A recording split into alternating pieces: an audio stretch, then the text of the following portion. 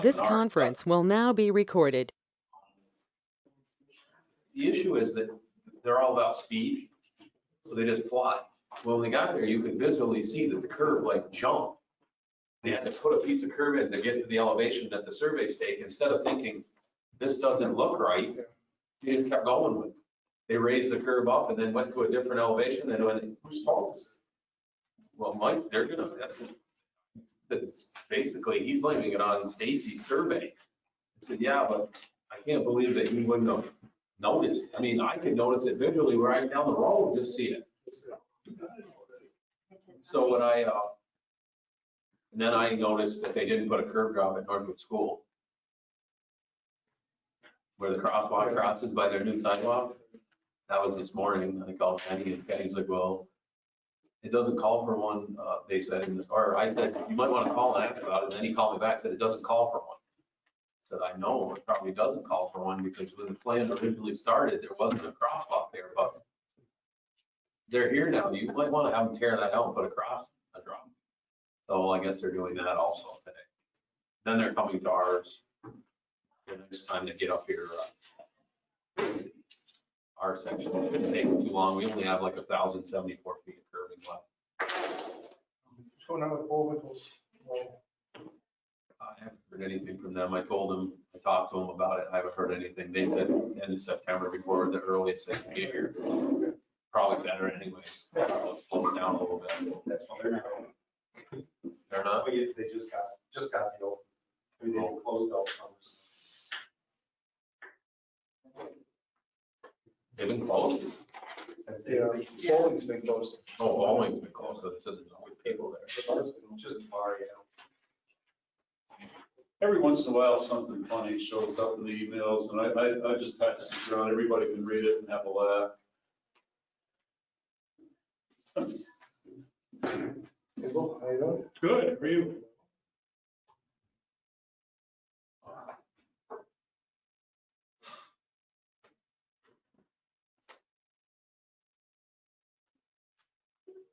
You want my microphone, Brad? Looks like you have a headache. Oh, that's bad. Do you need something? No, I'm taking. Pass it around, everybody can laugh over it. Talks about us being one of the most top-rated communities in New York State in terms of our number of solar homes. Jesus. Like I last just Florida, laughed when I maybe. saw it. Maybe like last Florida. Somebody that doesn't know the sun never shines here. Have to write back, tell them it's a great benefit to us. You gotta laugh at some of this stuff. There's not much other people can laugh at. I just Found it somewhere on the internet.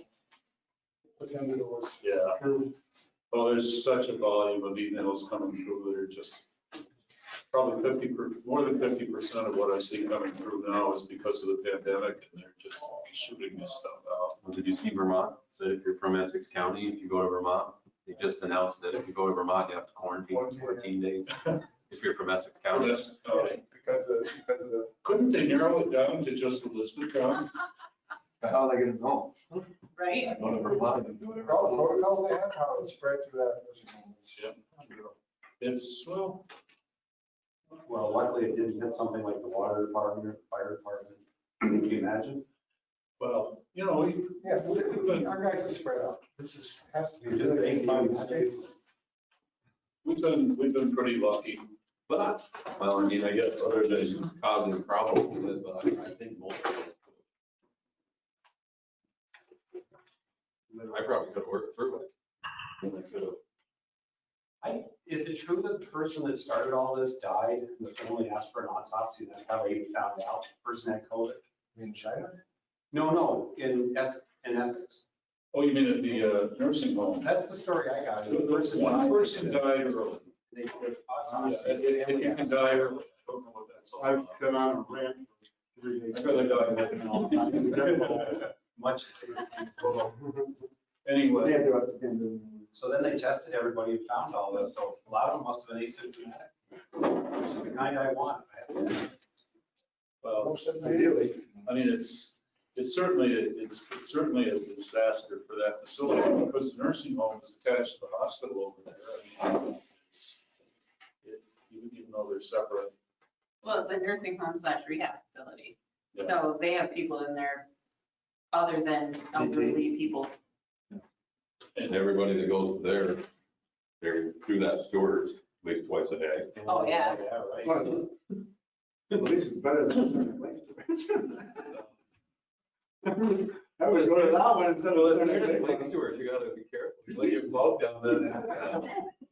I'd rather go to a COVID infested store than the one. Certainly, you know, in the interest of the families that have people in the nursing home, they're all from the county. It's, anyway, I'm not sure, folks, maybe this guy knows something about solar we don't know. Kimball, let's talk for a few minutes, just any updates. I know you were working on the issue, and it was a National Grid thought there was maybe a $5,000 to $10,000 cost spread if we do this shut off at night, and yet it seems to make sense that the time that's least disruptive to the entire community is between midnight and 5 a.m. It was the last time, but I think it'd be this time too. So. And we're talking mid-September, so we're still somewhat busy in the community. I was surprised it was, I thought it'd be higher than that. I thought it'd be 10 to something myself. That's right, it's gonna be 10. Well, I think the important thing for us to do is as much as possible establish the date and the time, and the time is night, because we think the cost is reasonable. And I think we can get that information out to the community so that they've got plenty of advance warning of you know, what we're doing. You get not to exceed, you don't have one. You get not to exceed. The email that Kimball got from National Grid indicated, they didn't have a hard number, they indicated 5 to 10. I suppose it depends on how dark a night it is. No, I think you'd probably pin it down. Yeah. But I just asked for something. Well, I think, it's in the bulk. well, the issue is, I think at this point, I sense around the room that 5 to 10 versus disrupting the community during the daytime would be a reasonable. Midnight to 5. Yeah, midnight to 5 would be a reasonable cost to endure to get that. When you stop and think about all the restaurants. Really, you're in good places. Yeah, I know. I can be here for, so I started. And I guess most communities actually will do it on a Saturday or Sunday. Yeah. Because they don't have a tourism base. But we're usually that busy. Scott, you got an agenda? No, I didn't get it. I just got done work. Somebody got a spare agenda, Andy? I got it. Maybe if I do. I'm out of here. Can you get a not to exceed promise from them? I'm sure I could. Why don't we proceed on that basis, and that we're looking at the night hours and Okay. see. When do we want to announce it? Around September 1st? Just when we know it's a for sure thing? Yep. I think by September 1st, we'll know for sure. Yeah, well, one thing we want to be really sure of is that we get notice out at least a couple of weeks in advance, so that would be about the deadline. If we could do it, if you could have a date by the 31st, so we could put it on the bills. Okay. And then, announce it publicly via newspaper or whatever else, but at least we have additional notice, we can put it on the bills. That's a good idea. They're supposed to be up here tomorrow, and that will solidify things better if they do come tomorrow. But he's put in for the outage and everything, so as far as we know, it's a go. So you're Wednesday night, Thursday morning. I don't ever want to do another one at midnight, because I don't know what the hell to call it. Another time than midnight, you're fine. Midnight Wednesday, 0-100 Thursday, I don't know what you call it. 4 hours of Thursday. 12:01 Thursday morning. Well, there you go. But the guy from National, Make sure we put the AM in there. he struggles with it too, so. Still 400 hours Thursday. So, and we're still looking at September 17. Yes. Okay, well, let's use that as a target and see if we can firm that with grid and 12:01 a.m. to 5:01 a.m. Might only be 4 AM too. And this outage is going to do what for us? They need to have an outage to make permanent connections on the old switchboard. So So we'll have the ability to do what? After they're done with the Bypass. we'll be able to separate the two stations. Okay. We'll be able to take substation number 1 offline, which we can't do now. We do have a problem. Then how much work is left to be done after that? Good solid week worth, but we've got the holes in for the poles. We can't set the poles till they demo the existing line.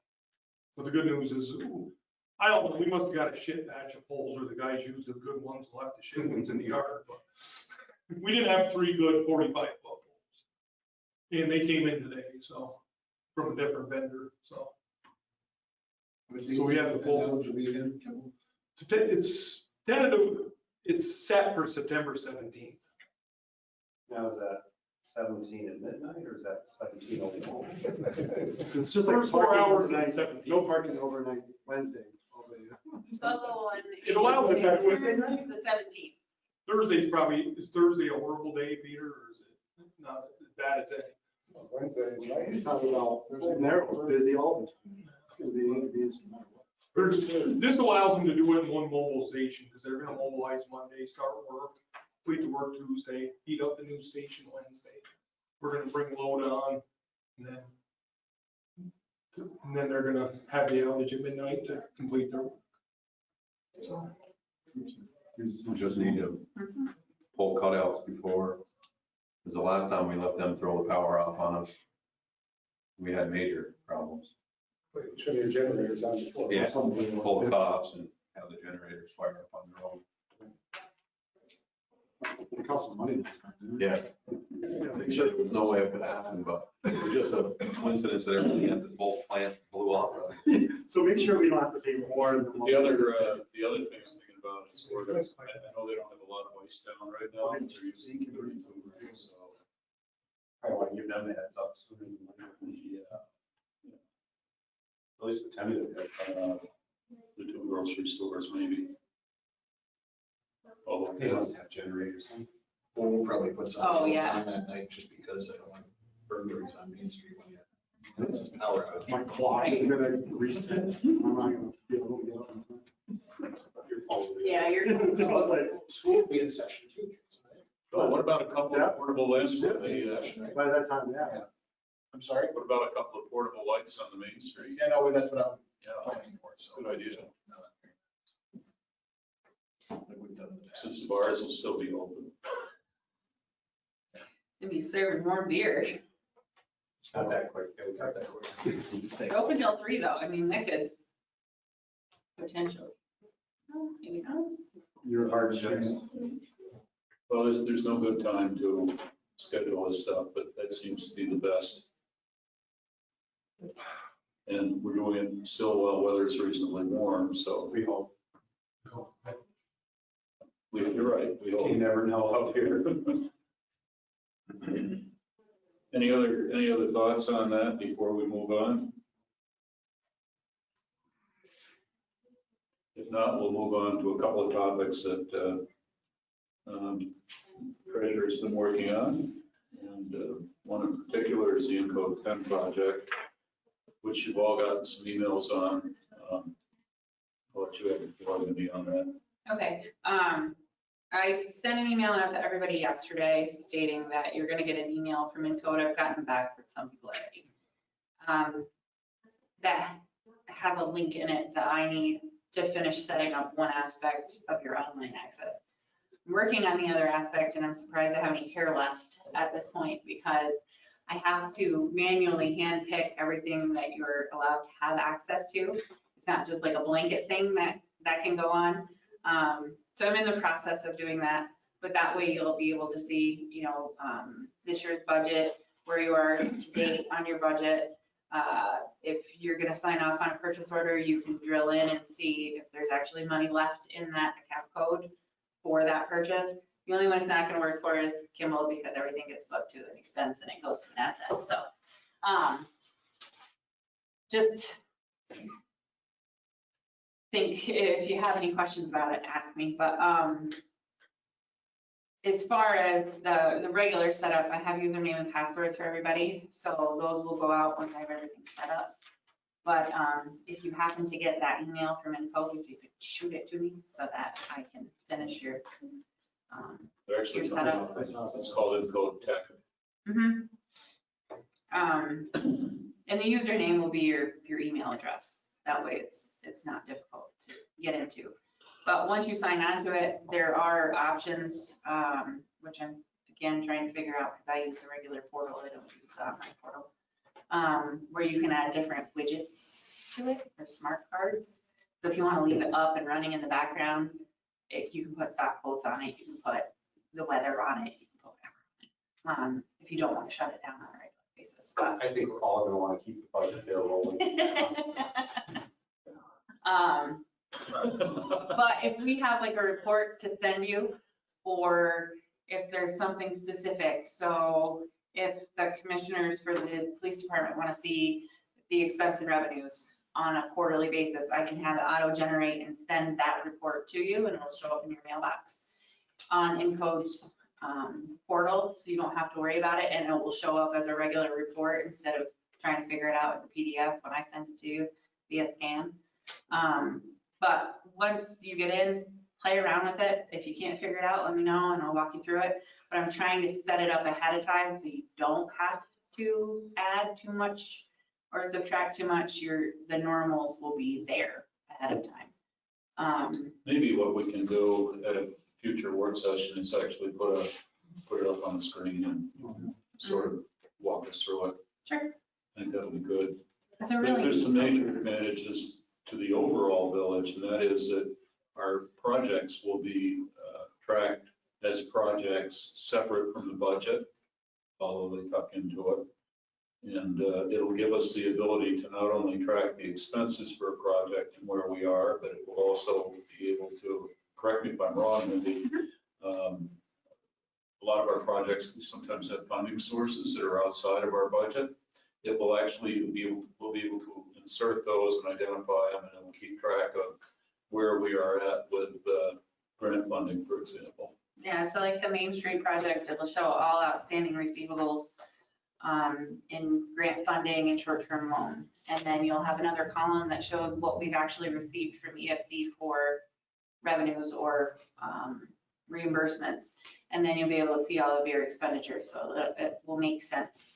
Every time we pay a bill that goes towards the Main Street project or whatever project, if it's the parking structure or whatever the case may be, it has its own definite project code that goes with it.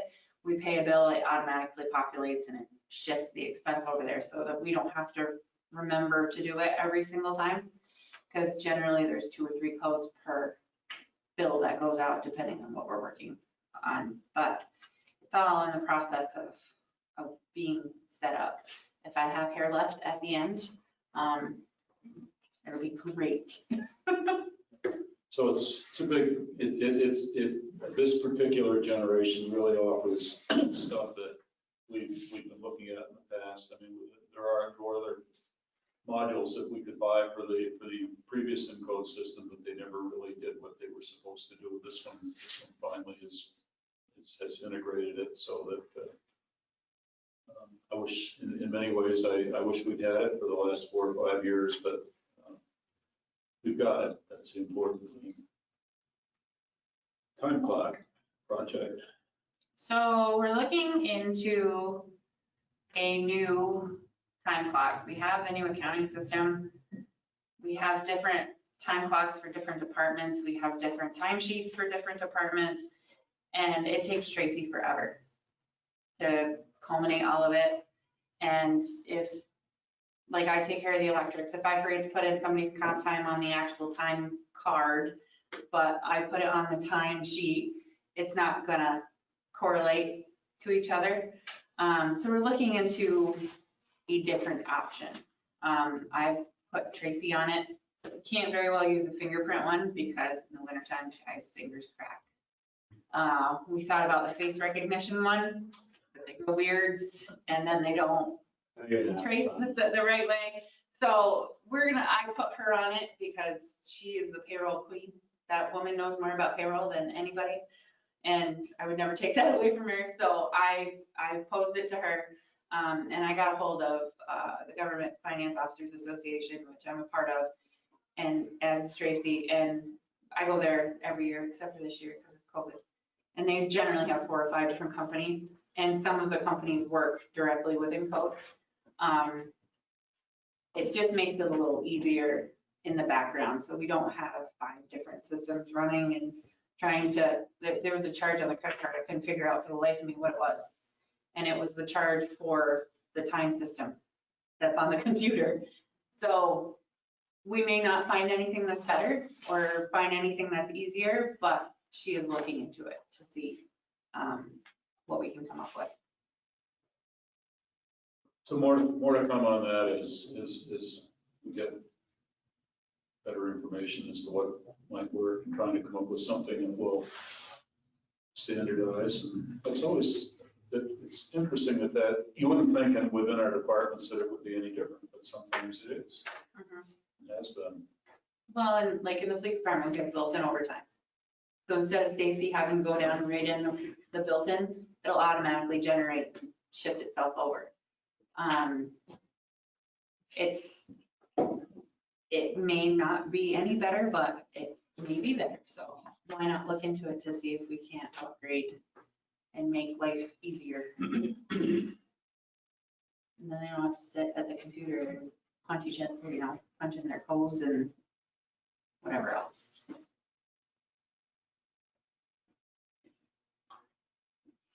We can save the parking discussion. And I'll give you the update on Main Street, or Brad and I will. Sorry about that.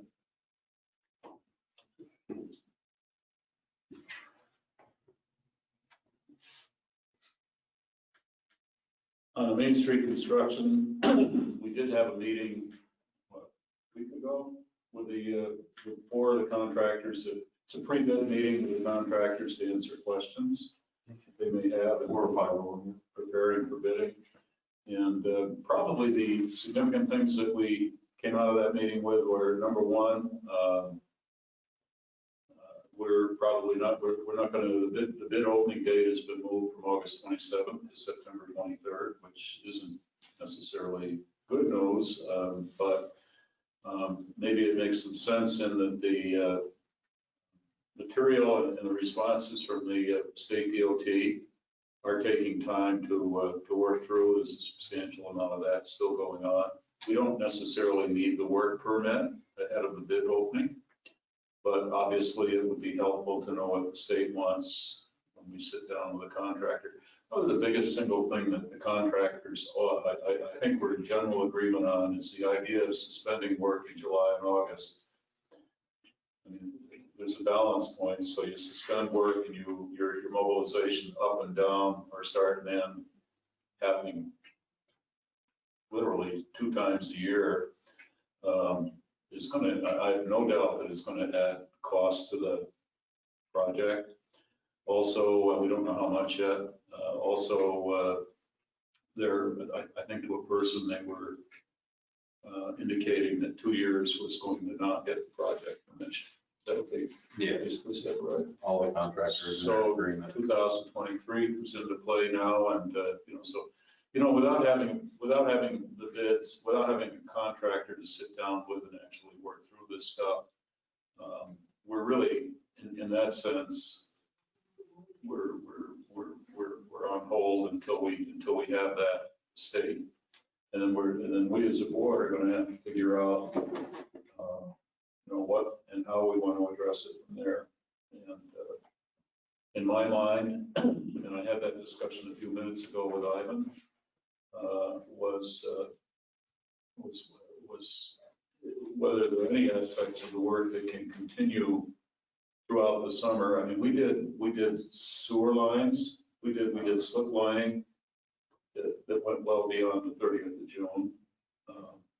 Again, what aspects could we be doing that maybe would help keep the project moving, but also I think it's going to be a function of cost that we're going to have to look at and evaluate versus delaying.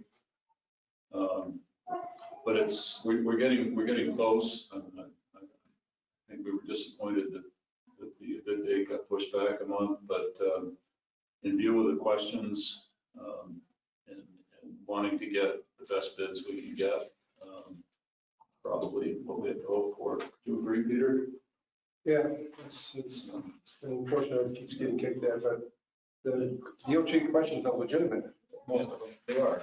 So, You gotta, frankly, the question has been rumbling around in the back of my mind. Are we got a horrible main street to drive down right now. I mean, you drive from one bump to the next, and it isn't necessarily just the work that we might have done with the sewer project. It's the crosswalks are all beginning to collapse.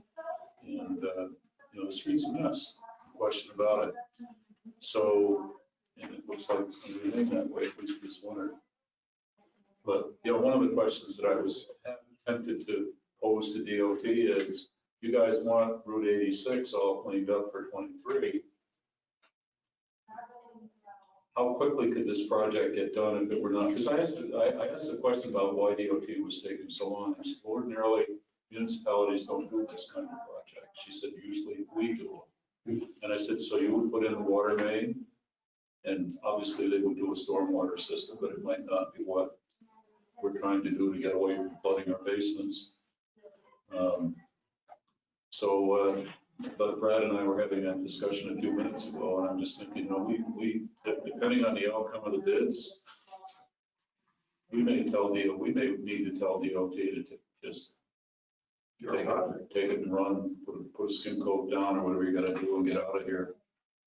But I think and I made this very clear to Ivan that it's critical that we get these bids, and in September really is a month later than we wanted to hear.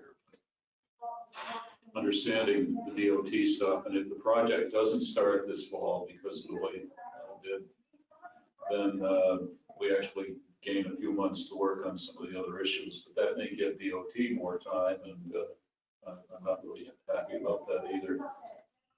Their big sticking point now is a written agreement between the town and the village and the state on who will be responsible for each.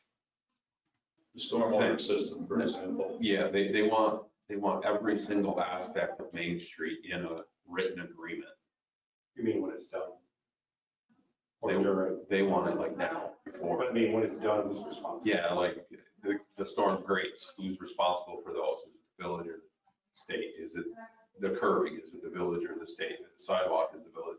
Basically, what they're looking for is to try to get out of having any involvement with anything that we install. Can't blame them in a sense, because right now, whenever a storm system on Main Street floods somebody's building, it's theirs. And they get called and they take the complaints. So in many respects, if we put in a modern system that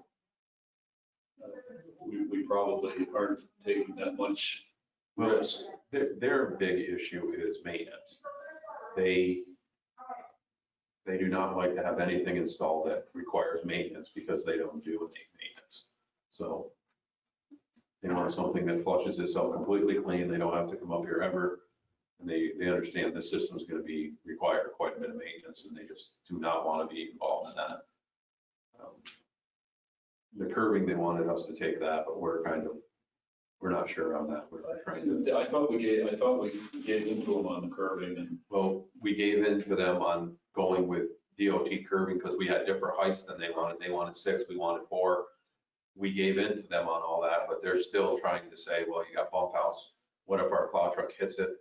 That was a conversation George and I had after the meeting that, well, even if it's owned by us and you go down through and you wipe it out with your wing, doesn't make it our responsibility to fix. And he said, well, that's true. I said, well, then what does it matter? but this is all ADA requirements that are required now in any Smart Street construction is Well- done, and the county supports that. But not on state highways. Most state highways do not follow. Right about that. They don't follow these rules anywhere. They make you do them all over the state in any village or town. Once you get on the state highway, it's pretty much cars rule and get out of the way. Is That's how there the state highway goes. different regulator for DOT in the west than there is here? Yeah, we're under Region 1. We're Region 1. Okay. And when you get to Clinton County, they're in Region 7. Each one of the region, and it's mind-boggling. Well, the only reason I asked, we were in Clayton, the first part of August, and their entire main street is torn up. So I just happened to look to see if it's actually a state road, and it is. But it's a $9.3 million road work project started last September. And I didn't know if maybe they had a different perspective on how they dealt with DOT, but if it's a different region or they have to deal with a different person, then. It's all different engineers, but the main people that they have to deal with, the permitting might be the same at all. The Clayton project is not different from ours. It's another one of those communities trying for years to get something done. And there's a lot of controversy amongst the Clayton people when that was getting on the table. Well, they just did the reconstruction right through Lake George also. Mhm. And, but if you look at that, that's quite a bit different than what we're trying to do. None of it's really going to be as high end as what we're putting in. Speaking about high end, the discussion this afternoon, that I haven't got around to talking about the sidewalk for Main Street, and he's saying that the permacon product is not permeable and therefore won't be, under our grant funding, it won't be eligible funding.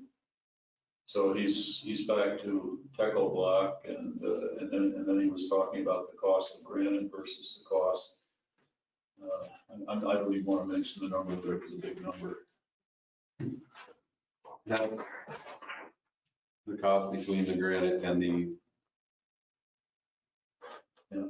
But still, Almost $700,000 difference. you divide that out over 30 years and no interest. It comes out to. So those are 21.5. the issues. I mean, we wanted a high-end finish on the sidewalk and something that would stand the test of time. Understanding that there's got to be permeable finishes on at the same time along with it to meet. well, the granite is permeable. The granite is permeable? The granite is going to be spaced so that it can be done permeable. That will be paid for by the grant. The only thing that would have to change in this is, the reason Ivan's bringing this up is because if the granite came in too high, we had to go with all permacon product. He's saying we can't do that anymore. If you're going to switch, you'd have to go with all Teco block product. Or permacon does have a permeable brick, but it's a huge gap. It's 1 inch. That's not even possible in Main Street. But the granite itself is covered under the grant, and we can make that permeable. So we can stick with granite, and then you can accent it with the permacon brick on where you want to cut it up around the buildings, because that does not need to be. The only thing is, if you use that brick around everything up there, it probably won't be paid for, but how much is it? It's not, it's like 175,000. Yeah, that would be under the regular 0% financing, but it would not be under the grant funding. Probably the one thing that the public will see when we're done with the project, they might appreciate would be the sidewalk. But And the curving and bump outs. But once this bid is in on the 23rd, we will have accurate numbers. This won't be just using estimated numbers and everything like that. We will have accurate numbers. Because I believe our quantities are a little higher than what he's estimated using this.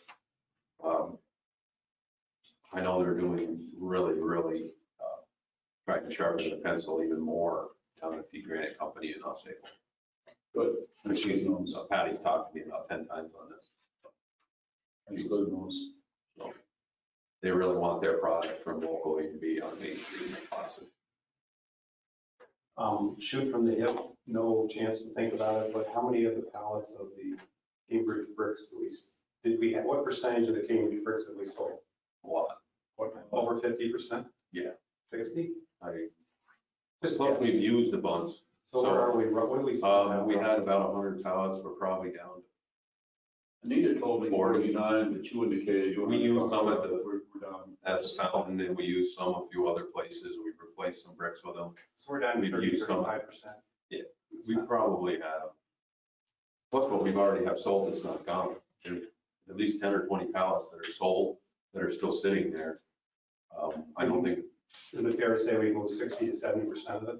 by the end of summer, we probably will not have any more. No, the town is promoting theirs at the landfill and they're moving, because I see their equipment moving. Here's the deal. Well, especially when you can get them delivered. Use ours at the beach to replace the broken ones. Yeah, the We beach. use some of We, them, because we have been replacing bricks at the beach, because it was bad. Stop by my. Yeah, I know, the whole section, part of the beach house. We swapped them out for a different pattern. Those were the skating. But like, you grab the one in front, that still looks good. Up in front where the thing is, that still looks great. But You're talking about the beach house? Yeah. That's no salt though. Yeah, no, they look great though.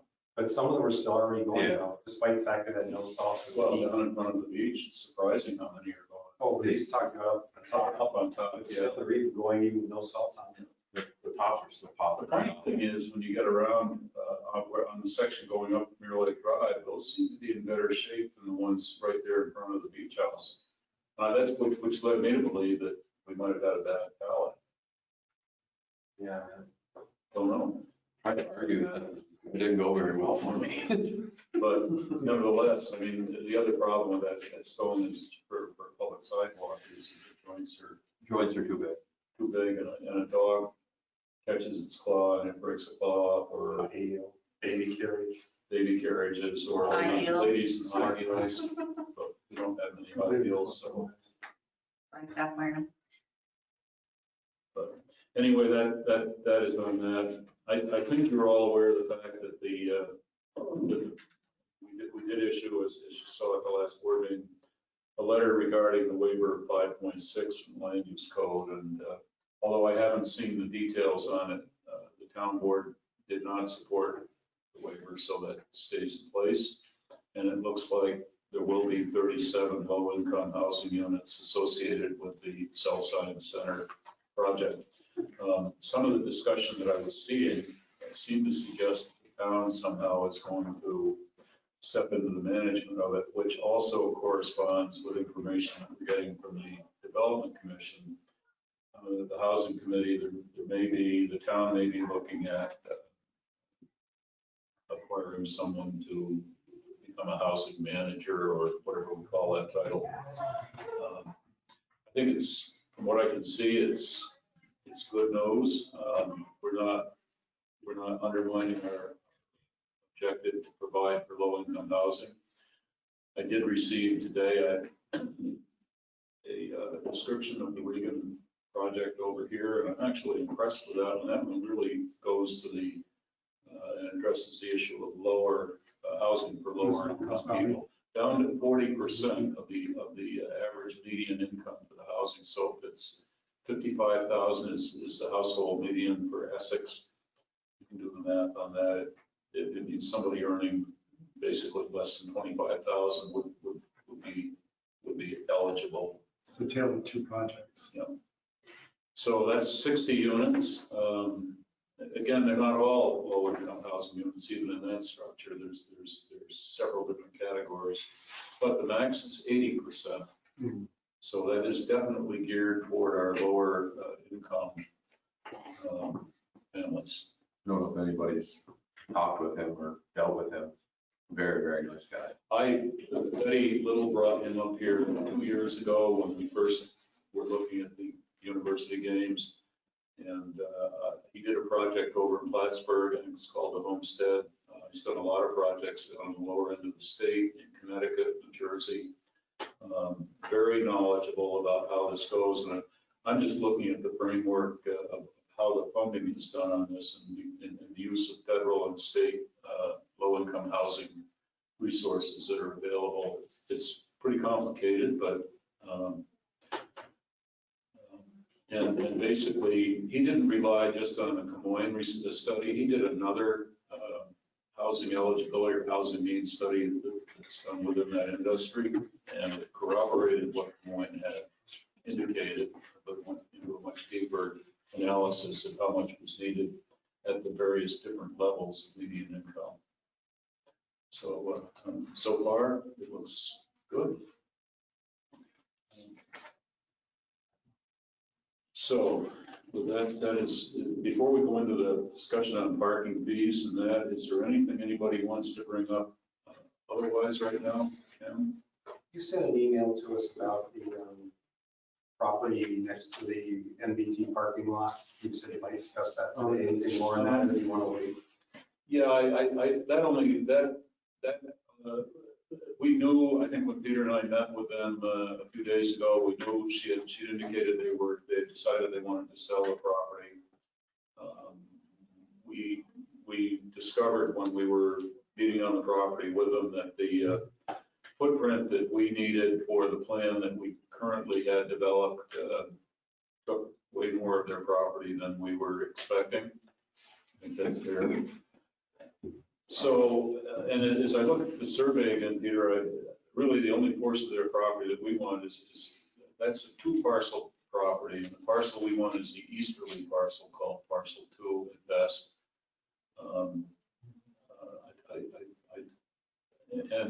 I think this might be a time, I don't know if they would even consider selling all of parcel 2.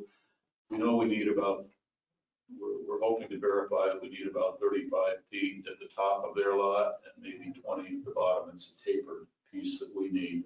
But it's kind of screwy because at the bottom there's a jog that cuts down and just leaves a little piece on the. For them, it leaves a almost unusable piece of land for them. Exactly. So my thought was maybe what we should try to do is propose that we would make an offer on parcel 2, which is a little bit more than we need. But it's a squared off parcel, which would allow for the full size of the deck. What I'd like to get away from, frankly, is offering a permanent right of way over the village property. We could just, I mean, obviously the low ball what the price is now, and if we make a deal, put the remainder on the market, put the house back on the market. The house is, After we take. yeah, the house is a tear down in total. Yeah, Can we do that legally? Purchase that? well, why not? Well, I'm just assuming we can only pay for what would be appropriately appraised, and then if some, We can't pay more. we can't pay for more. That, We can't pay more. Oh, Well, everyone, I think the 3 of you may know better, but I think land is going for a premium. You might find we have a friend from New Jersey or wherever else might want to buy the property. But they also can't go and run the vacation rentals for the 65 days of the year. So that might be part of it. I think that's part of the reason they're looking to sell, or doesn't anyone have a float? No, It hasn't been a rental. They've been running it as a long term for the most part. The problem they've got is that their entrance is a right of way over someone else's driveway from Hayes Street. It's an 8-foot wide right of way, which is nothing more than a driveway. And then when it gets into where they have to turn, they have to take a sharp right in front of the other property's garage to get onto their property, and that might be 12 feet. It's a horrible, horrible access, which is why they came to us in the beginning. And actually, it was the owner before these owners that came to us. Especially in the winter. Could somehow what regarding the right of way, we wouldn't need the right of way at that point. Could we, If you bought the lot and then we just, If you're going to subdivide it and sell off, sell off the house. you still need the right of way, but it's not, it's certainly not, it's been a problem for these people. And it detracts from the value of the property. They have it listed for, what did I say? 550, something like that. They paid $350 2 years ago. how many acres is it? No. And it's a tear down house. Is there anything we could do? Welcome to Lake Placid. Is there anything we can do with the property as far as the parking lot? I haven't seen any pictures. Is there anything we could do with the property, Peter? I haven't seen any pictures of what this looks like. If we bought the whole thing, is there any way we could expand the parking up into there or not? No. The house Really is useless like- other than the piece we need. You know, the house is right in the way, and this lot, it's not a rectangular lot. It's the section that's adjacent to us, section 2 is pretty rectangular. The next section is kind of cut up and it jogs up above.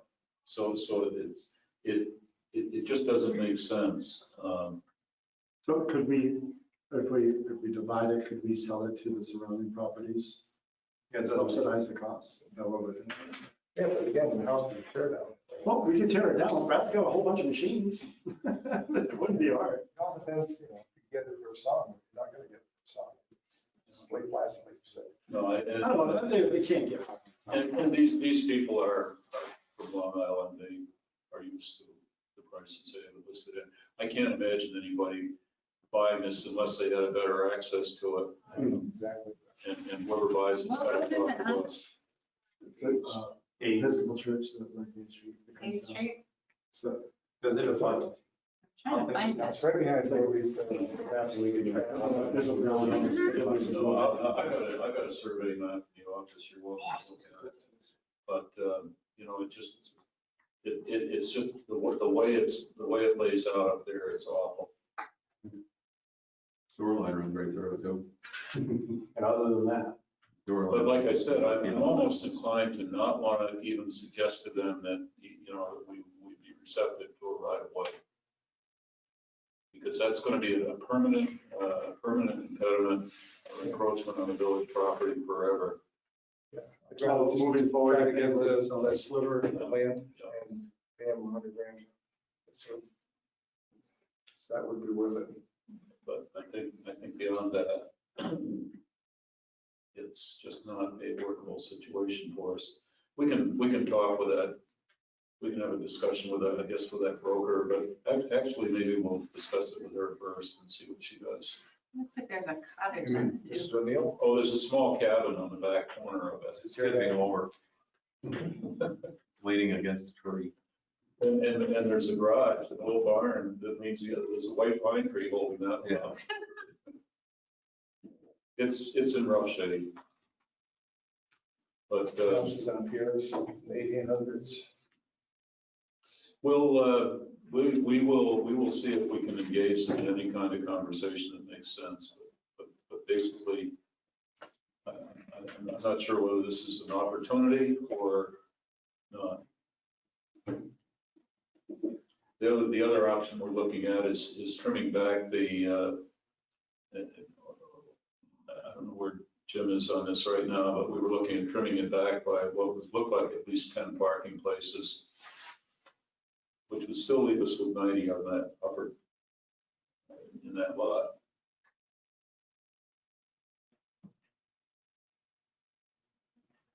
So I guess the best thing we can do is probably try to do the math and look at it both ways and then figure out what's going to be best.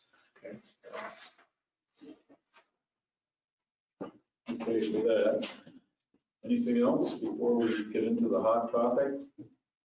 The only thing I have is, the chief and I were talking, we've got a few complaints on Nash Street where it comes out to Saranac Avenue. Right there along the Villa Vespa property. We were thinking about changing that from 2-hour parking to no parking up to the driveway that was for Villa Vespa, the parking lot. So from Saranac Avenue to that driveway would be no parking. That'll solve the problem with the business next door that parks there all day. Yes. And so we were both thinking that would be the best solution. It is a dangerous spot. I don't think it's as bad as they're letting on, but the bigger thing is once you're out there trying to see past the cars parked at the bike place, that's worse than the cars parked at the end of the road. But this is the start to alleviating that problem. And, you know, assuming the Main Street project gets underway, Nash Street is going to, I use it now instead of West Valley Road because it's It's easier to get out. Mhm. So a lot of people will figure that out. And where Bill Vespa is, Yep. Yeah. Yeah, no parking there. no parking, just maybe 2 or 3 parking spots, Three just from Saranac spaces. Avenue back to their How parking. narrow's the road? Yes. It's, you know, it's really the same problem we had back here. And when we took those 3 spaces out of there. Although I got a note to give Paulo a call and tell him we didn't take those spaces out of there, so this laundry truck can park there and food truck, because that's what they're doing. And I told them both that if they're there again, we will most likely issue a citation for them. There's a dumpster there this morning. Okay. Yeah. So we eliminated parking spots for them to use as a, Well, No, it wasn't them that was using it, it Oh. was the guy that come down the street and oh yeah, Cochran, one of those it was dumpsters. a nice man, he put it down, we had to pick it up. So, There were two of them there yesterday. They're full of dirt and stone. yeah, he had a jackhammer out today. He's digging out the front lawn. Oh, He's doing it all by like hand and by this little like machine, and he dumps them into these dumpsters, and then this is Cochran comes and hauls them away. No, some other, it's the house, Probably the old NSA house. yeah, what's oh, okay, because I know Doug who put, and he only sets it down wherever the person who. Yeah, hires him no, tells he's him to great. do it. That's, he was, I think the one out back was because he was switching dumpsters. He had to drop one, pick up Oh. one, move that one, put this one in the other location. So Yeah. I think he was just caught in between when everybody, Yeah, he's not one of those, I'm just gonna bump it on. No, he's not. Just wondering. But, the bigger problem we're gonna deal with is the hotel across the street is delivery, just like Main Street, tractor trailers. Or the other morning, it was a panel truck delivered, he was wheeling out the dirty linen from the hotel. And so he just said, well, this is convenient. I said, no, it isn't. It's not convenient. It's not there for you. But I said, don't worry. I said, we took those spaces out of there at the request of the hotel operator. And I said, if in fact you're gonna do this, we're gonna put them back. Which would be not so good, but I think it's about time to just bite the bullet and do one way down and one way up Mhm. on our side. And then well, that would. I agree. Agree Me more. too. And actually, we've got at least, there's at least 3 property owners on the street, 2 of which have given us letters of support for that. And probably Rick would give us one if we ask for one. Maybe the time has come. The only thing of it is it could be somewhat of an issue for our PD department, who has the ability to go out and go both ways in the back of that parking lot. If we have an emergency, we'll. We'll go both ways. Those lights work wonders. That's not a concern. So, I'd ask the department and Bill's department, and just as a reminder, back in August of last year, 19, Bill, you issued an email to us suggesting when we put the new meters into the lot, this municipal, that we go from 50 cents and $5 a day to, and you recommended $2 per hour and $10 a day all day for the lot. If that helps to start the discussion.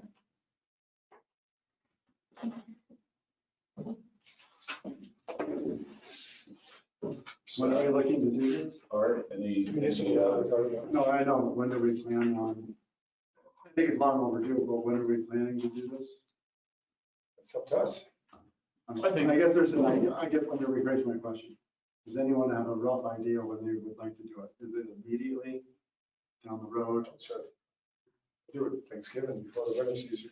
I think that, Everybody gets- I think we get by this year's travel season and then let it introduce it. I think you're right. I think we introduce it late in the fall. Frankly, the utilization of the big lot is higher. What we're also looking for here, to head off another problem we have on Main Street, is to install finally an all-night parking charge. Oh, yes, that's long, that's well overdue. We appreciate people not driving. I think it should be a dollar an hour. Mhm. But what should the overnight charge be? Oh, we're looking, currently we're at $5. We're looking at boosting that to $8 a day, $5 on You mean all day? all day. No, I like Bill's idea. We have to determine what day hours are, and what night hours are. Why not 10? Why not 10 if we're doubling the per hour? Could be. Would 10 cover the whole night or you just? No, 10 during No. the daytime. 10 for the whole day. I mean, And what you does the day figure mean? 9 to 5 is 8 hours, but somebody's day could be even longer than that, or maybe they work a 10-hour shift. Or maybe they're here and they're staying at the hospital, parking their vehicle in the municipal lot for the day. I would do $10 would cover you until 8 PM. I just go 9 6 to PM. 6. That's the police. What did you say, Aaron? We don't charge the municipal lot though at 6 AM though. Yeah. Or they go all day long, 10 be 6 to 6, and all night be 6 to 6 again. It's just to match the police. Well, the only revenue you get from all night is parking tickets, which we, Mhm. Right, I mean, in the post office parking lot, we start charging $10 a night. I mean, there's a lot of people, I'm sure, that vacation rentals that don't have places to come down and park there. I'm sure So there's having a line up here getting parking passes, then Well, Yeah. frankly, which is another. frankly, when we went into the short-term rentals, we were aware of the Main Street issue, and we assumed, and it was only for Main Street that we're concerned, we assumed that, like the Haas, that other properties would acquire transferable parking permits, which we've gone along with. It's worked out. It's not perfect because they have to move from lot to lot depending on when we're cleaning, and that will still go on. But I think the issue here now is we've become aware of one property operator who just says, I'm not doing any of that. And Mike came downstairs, what are you gonna do about it? And I think we discussed it a little bit and decided that maybe the best thing to do is to issue an all-night parking charge. And we'll do better with that than we will permanent. okay, so what would that all night, $5 a night, or what would that rate be? And Maybe 10 and 10. 10 a day, that night, 10 at night as well? Well, that's sure. Let's use that to start a discussion. Does that make sense? Can you go anywhere and get parking in a hotel anywhere and get less than $10 per night? No, Supposed to be free. this all-night parking fee it might be wise. I mean, we don't want to just push them up into the MBT lot. So we almost have to do the same thing up there unless you've got MBT has people that park up there in the residents, all that permits.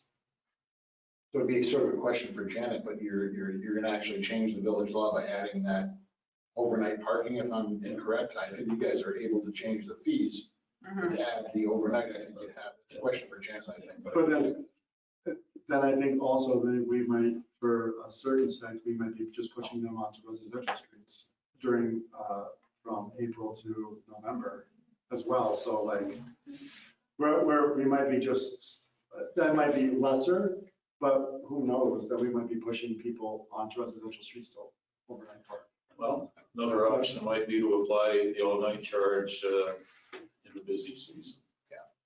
But if you think about it, if you put in a parking structure, or you put in a gate as a municipal lot, and they park overnight, they're gonna have to pay to get out, so they might as well get used to it now. I agree.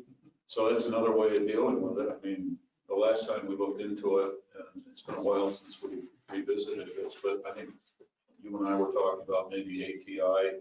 Mhm. We've had it, we just had them there. Did we? We just had them here a month ago. We had them reprice everything for, once this Main Street project goes through, so we should have new pricing. He asked what we wanted to see, and same gentleman that dealt with the parking meters, he was, For a gate. just seeing what they had for gate systems. What about you with the wintertime snow removal? They would have a pass. Yeah, he told us it was, you could have. No, a I'm talking different- about if we do overnight parking, if we did it during the winter time, would you be able to, what do you think? You'd have to have a certain day that you can get it clean. You're gonna have to just plow around them like we do in the other lots, and then push it where you can, and then the night that you get in there and clean, you clean it all up and clean it up. But that's a Sunday night lot, isn't it? Yes, that's a Sunday. So we. Maybe close half that would off be for on Sunday. one night, the other half the other. No, they'd be pushed to one of the other parking lots, That's a big. NBT or upper NBT, clock lot. Yeah. How would we manage if we do Well, it? the same way Well, how would we right do now, it? there's signs up in each lot that there's no overnight parking on that night. Yeah. No, I mean, manage if we have to do a blanket, $5 charge for overnight parking. So it's across all the parking lots, because we're gonna be pushing them to parking So it's pay by lots. plate, so that's not an issue really. It's not like there's I mean, the parking pass, if they have one that still is good and valid, I would assume, for the residents of the street. That's fine, you know, I'm just like those who But are the like, pay by plate's not gonna make a difference. Overnight, it'll show up when we get the plate in the morning. Instead of coming up we with should have two- been. instead of coming up with two different structure fees, how about just doing $1 an hour, 24 hours a day? You're talking 10 and 10 is 24.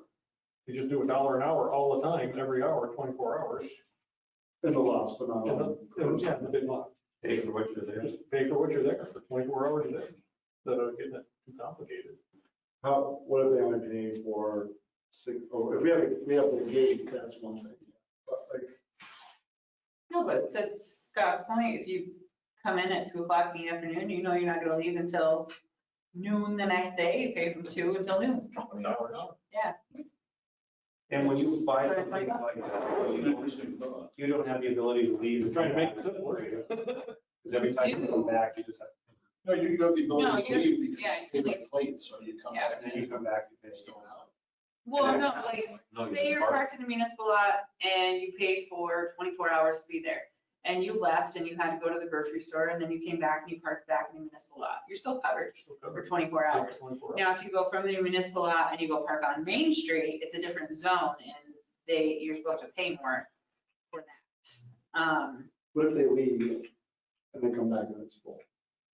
You shouldn't have left. That's my first thought, but I'm just saying there's gonna be people who are gonna complain, or like, we have to come up with a Well, if policy we do or overnight signage. parking, Obviously. so Bring the comb with you.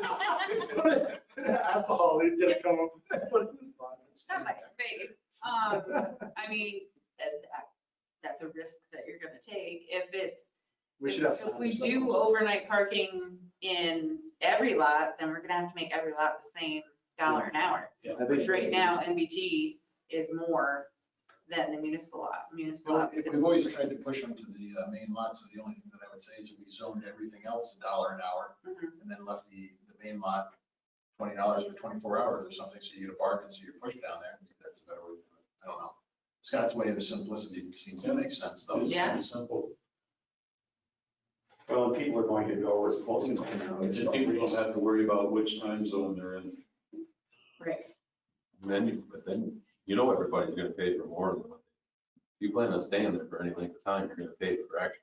Mhm. Well, it's nice too because you have that app on your phone, so if you are going to stay longer, you can just pay by the app on your phone. And it seemingly is working. We don't get many complaints. No, we have a lot of people that use the app. It's gonna only come through, that's for sure. Yeah. And we're seeing people that will, they may put an hour in just away and they don't get their meals quickly, so we're seeing where they're actually adding more time without having to go back to their car. It's kind of nice. Bill, any idea how many people park in that lot overnight? I'm sorry, Art. Any idea how many people park in that lot overnight? Any police? It varies from, seasons. I mean, right now, it's been pretty full in the evening. A lot of people on Main Street. This is Anything like 20, 30, 40, 50 cars? that parked stay there overnight. I'd say it's less than 20. Okay, so it's not a lot then. No. I'm surprised. Yeah, there's, I would think it's probably more parking permit people than it is. When you look at Overnight. the old Marcy there, you would think with parking they got, which is nothing, there'd be people over there every night.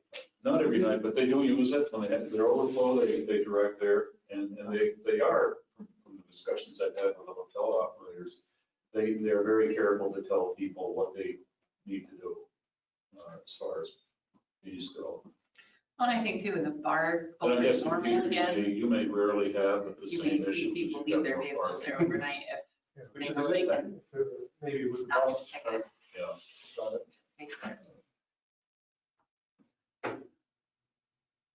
I kind of like the idea of $1 an hour around the clock. It's something that the customer doesn't have to try to figure out where he is. Keep it simple, stupid. You just. Now, how that would They pay for it. interact with the upper MBT lot, I'm not so sure. We have to think about that a little bit.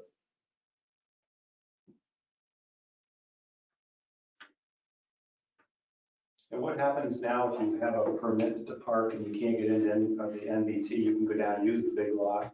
So what happens if someone goes down there and we have a way to know if they have stickers on their cars?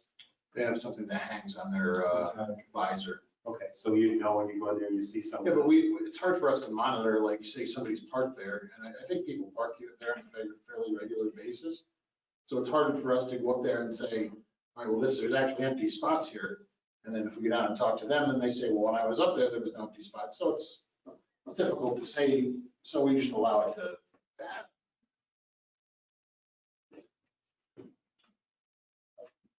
All right, so the municipal simple down out, but then the MBT lot has to be a dual rate for different times.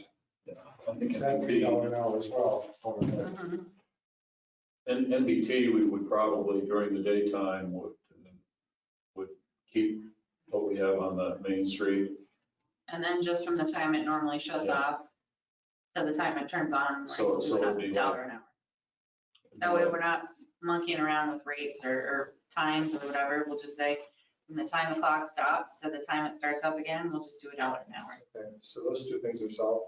What about Main Street now? Can we just move, before we move on, can we just move the permit parking down the municipal lot and kind of consolidate and then leave the MBT lot more just paying? Because then we'd have it like, it's more expensive to park there. We can generate some more revenue. The residents who are down the street, No. the house people are really going to know. There's a lot of people that are employees that park. No one walk. When it's No, they are. 5 below and you get done work at 10 o'clock at night and you're trying to get home. No. People I work on Main Street that pay to stay on Main Street until their business closes. Mhm. So should we change the time to 9 o'clock or something on Main Street? On Main Street itself, now we're talking on I agree. curb parking.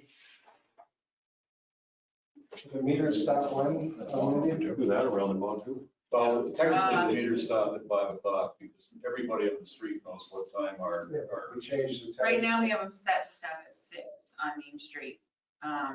People are still trying to feed them at 10 o'clock at night when I go by. Well, people that it don't know. still allows you to, but Do like you do you with don't- MBT lot. Once that stops, The- $1 an hour all night. yeah, the notice on them Of course. Yeah, in the states winter that they paid get- parking is over at 6 No, o'clock. that's actually not a bad idea because that would put Main Street and the MBT lot, which then The same. it would make them the same. One, That's what I was it'd gonna be say. it would be $2 up until 6 o'clock and then $6 $1. and then $1 an hour thereafter. Don't you want to go later than 6 though? I mean, that's the Well- problem, isn't it? that Well, everyone's- I think the minute people have to pay even $1, that's going to change the people that plug us up at 5 o'clock on the curb. Which is busier, day or night? In the evening, however, I think it's busy all the way to the evening. It If it's raining during the day, then maybe. Depends on your town, The question, why are we charging one rate during the day when it's maybe not as busy as night, and then when it's busy at night, we give them a break? I mean, after 6. Yeah. Yeah, I think. Well, I don't even know, 6 o'clock, what time does the movie start? So, I do 7 o'clock, Nobody watching a movie unless it's at your house. but you know, that's normally a big. well, probably for the next 2 years is the way this goes. So we charge up till 7 o'clock and then from 7 o'clock on, it's $1. I agree. Oh, I'm game for that. Well, 9 o'clock is gonna require, do you have officers who are going to enforce that? I don't- Enforcement seems to So be we the thing can't that even always get comes another- back. We can't even get another parking enforcement officer. And we put it out there 3 times. So the intent is to say that, but Well, it is. the word's gonna get out to at least the locals, you don't have to worry about Locals, maybe, but you're definitely going to generate more revenue. Absolutely. No, by the same token, a policeman can give a ticket, correct? Absolutely. And all you gotta do is go up and hit those repeat offenders once or twice. Well, that's what I was just. I don't like to do it sporadically, you like to do it consistent. Right, but you know, if you hit them a couple times, the guys will figure out, I shouldn't do this, should I? Or they'll just look for who's working and It's be like, I'm so working tonight, I'm good. You know, you go up, you scan the plate, and it prints out a ticket. Mhm. It just doesn't, It's not that difficult. It's kind of fun, right? in theory, yeah, I just. I don't know as I would call it fun. No, like you used to. I mean, they're definitely enforcing handicapped and stuff like that. There's no question that the Main Street curbside parking is just as busy at 7 o'clock as it is at 4. No doubt. It's just a different round of people. During the day of shoppers, at night you have people going out to eat.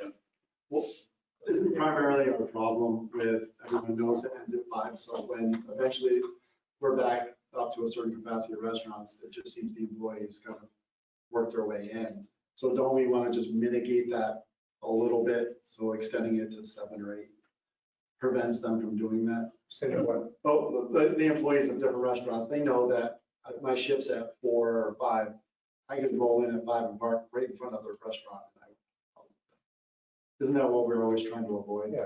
It's one of the things, yeah. Yeah, so just moving it to 6 or 7 When would they be. park in the loading zone at 4 o'clock, they still get a ticket if they're not paying, right? Not in the loading zone.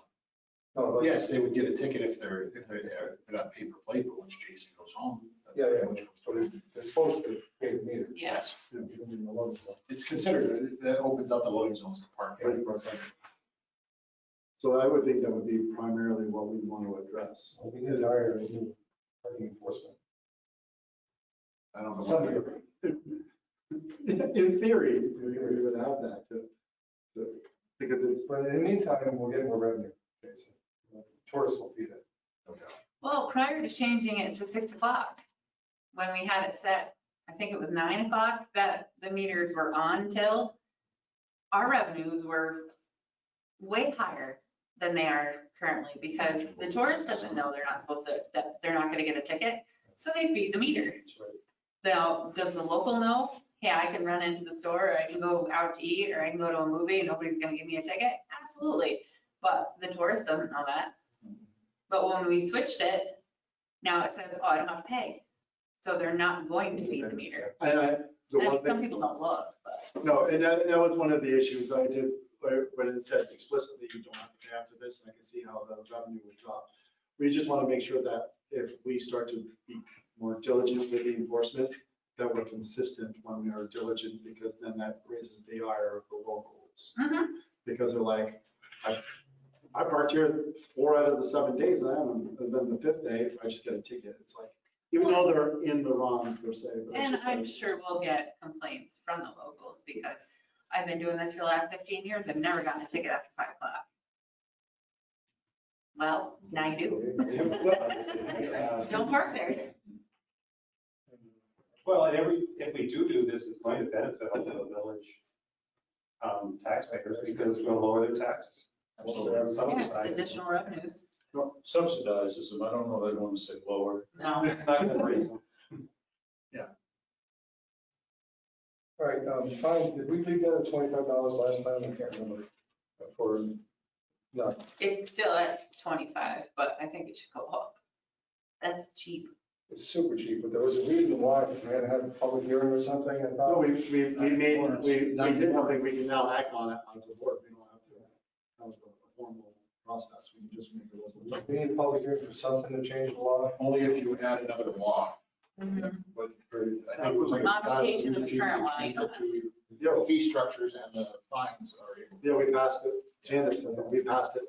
We did something so we I can think then we adjust it. said, next time we talk about this, we'll change the fine some other time. Yeah, well, Paul had a list and then Paul disappeared. I gave the mayor a list on that. Really? Where'd you go? Yeah, It wasn't. Yeah, I gave him a list on. I think it's 25 and then it goes up. If it isn't paid in 30 days, it goes up to 35. I could resend that. I don't have it handy right now. Yeah, I saw it. I mean, that's too cheap. I saw that yesterday in one of the folders I was in. I think I- So I think we're gonna have to raise them concurrently, otherwise it makes. Oh, yeah. So if we can raise the rates and the people, if it's still less expensive, then they're just gonna get a fine. It's pays to not pay. But then it costs more money because we have to enforce them when to stop, right? Print out the ticket and then do that. So it costs us more money. We should. What were you thinking, Bill? Instead of 25, 35? What were you- I think at least, yeah, I forget what I sent out.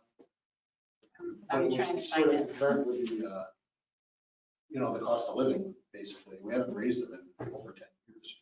Well, the whole idea is, as we were saying, would you rather, you could just pay the parking ticket instead of paying for 24 Some people choose to do that. So if it's a $25 ticket and you're going to be there, 2 days, sometimes they'll just leave the ticket on and say, like we're talking about $1 an hour, it's 25 is cheaper than 50. And if you're coming from New York City or New Jersey, you park at a structure and it's like 40 bucks a night, 50 bucks a night.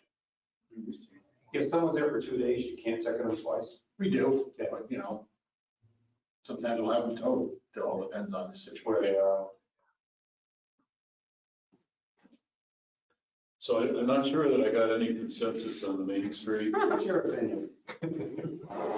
Well, I don't see any issue with, I do see an issue. I'd like to see it go to 8 o'clock in the evening at least.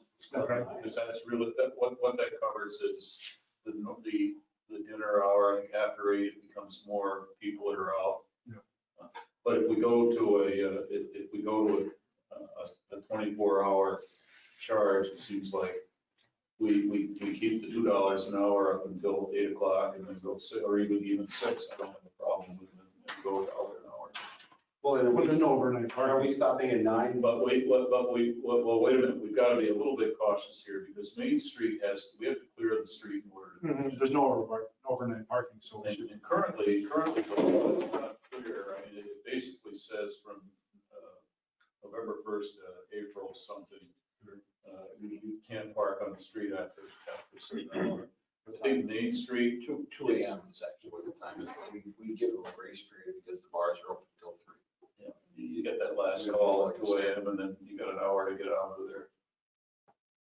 So we're going to charge shoppers, we're going to charge dinner people, but we're not going to charge people going to the bars at night. Well, I mean, that's all what- they can do is But you drive know what to I'm the saying? bars. That's what happens when we shut off at 9. We're not charging people to come out and go drinking. We're going to give them free parking, basically. I think, Am I right or wrong? I would say we should, I think we're trying to capture way too much and every time we expand the scope, we kind of have paralysis by analysis. So I think we should just kind of move it forward a little bit more simplified. And going to 8 o'clock, I understand where you're coming from, but going to 8 o'clock it seems to be, addresses the employees coming in at 5 and taking up Main Street. And then if we see that there is additional parking management that's needed after that, then we can address, I would say, we can revisit that, but get something in place first between the municipal lot and. Guy going out spending $5.50, $6 on a beer, whatever. What are the opportunities to maybe modify the traffic control officers' hours so that they cover? Well, there's always an opportunity to do that. It would be better if we had multiple. Yeah. So I could overlap them a little bit. But he currently has Tuesday, Wednesdays off. Well, that's another issue we have is that we're only one person. I mean, our officers can all issue tickets, but our traffic control person is one with 2 days a week off.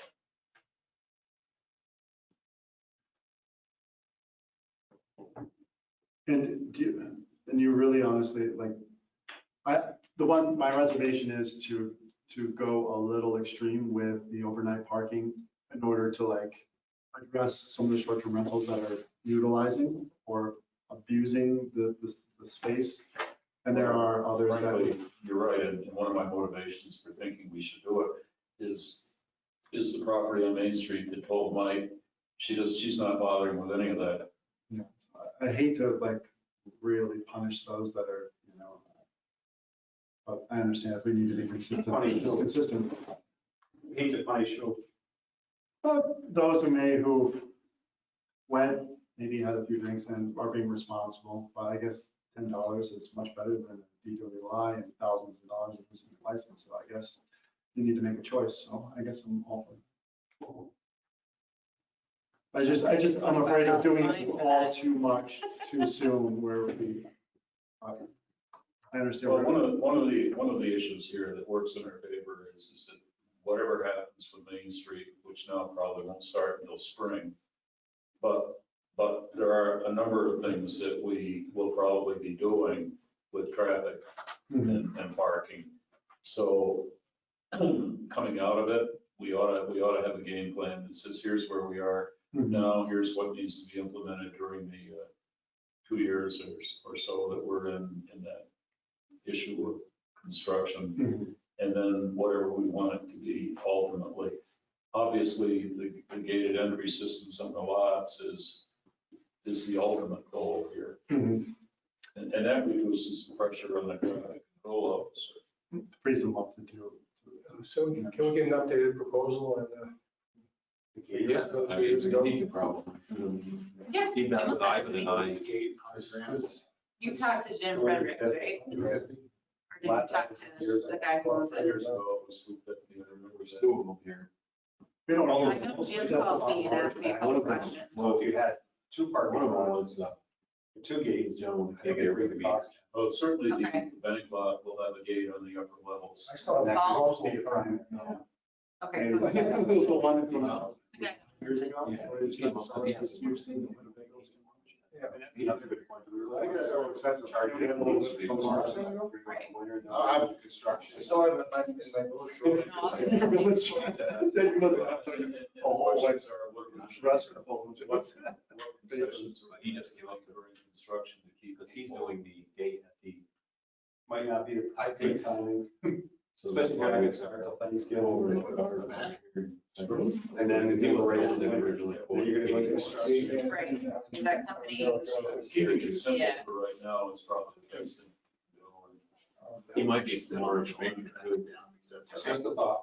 And not to complicate this, because that primarily is the municipal lot, the MBT lot, but the Hillcrest parking where the employees and others are starting and really narrowing that road, we should do something. Because they might migrate up more up that way. We should probably do That's something. not going to be possible during the construction period, because even though we told Creighton Manning that West Valley is kind of the primary diversion, Hillcrest is still going to get hit. Mhm. It's a two-way street. You get by the park, it just gets so narrow, and it's like, it's unsafe. They're literally they're in the road. Make it a one-way construction. It's, Without. Well, it'll be a lot safer. it will be safer. Which way are you going to make it go? Yeah, but the south, the main street goes north, so the south. But the people that are parking going north. Yeah. So that's something we're going to have to look at. We were talking about how, because the one complaint, I was less empathetic because Hillcrest is primarily vacation rental, but I'm trying to live out what the complaints are and pushing my son from top of Olympic Drive down.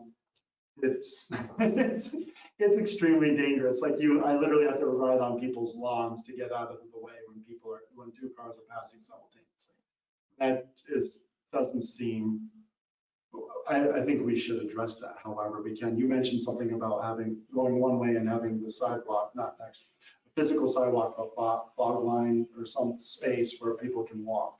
But the problem with that is we shut down during summer, and I think we should probably open up two-way traffic again. But then you put the fog lines down, then what are you gonna do, scrape them off for that period of time? You know, put them down, scrape them off, put them down, scrape them off, put them down.